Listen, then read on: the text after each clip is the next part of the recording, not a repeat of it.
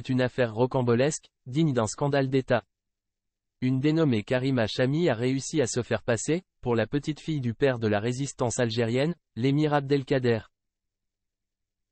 Née en 1984 à Alger, elle a principalement vécu en Syrie, au Liban et aux États-Unis. Elle réside d'ailleurs à Houston au Texas, et possède les nationalités algérienne, américaine et syrienne. Selon certaines sources, Karima Chami cherchait à devenir ministre en Algérie, et a failli y réussir. C'est à l'ambassade d'Algérie à Washington, qu'elle a commencé ses manœuvres. Elle est devenue proche d'un agent de sécurité de la chancellerie, qui lui a fourni des invitations pour diverses cérémonies organisées à l'ambassade. Là, elle fait la connaissance d'Aref Meshakra, un journaliste polémiste, proche des services de renseignements algériens. Celui-ci la présente à d'autres personnes, qui lui ouvrent les portes en Algérie.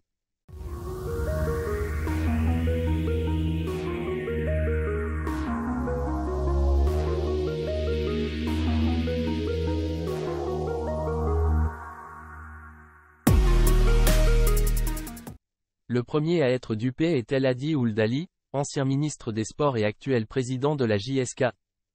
Ce dernier l'aide à obtenir un appartement luxueux, dans le quartier huppé de Hydra, à Alger.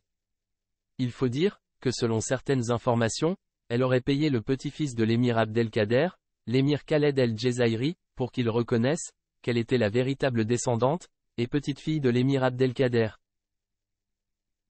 Karima Chami multipliait les apparitions publiques et télévisées.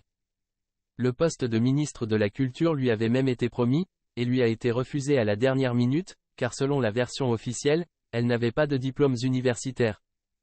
Or, qui connaît l'Algérie, sait très bien que c'est un faux prétexte. Cette affaire est donc loin d'avoir révélé tous ses secrets. Est-ce que le véritable but n'était pas de ternir gravement l'image de la présidence, ou celle des services de renseignement ? On ne le saura probablement jamais.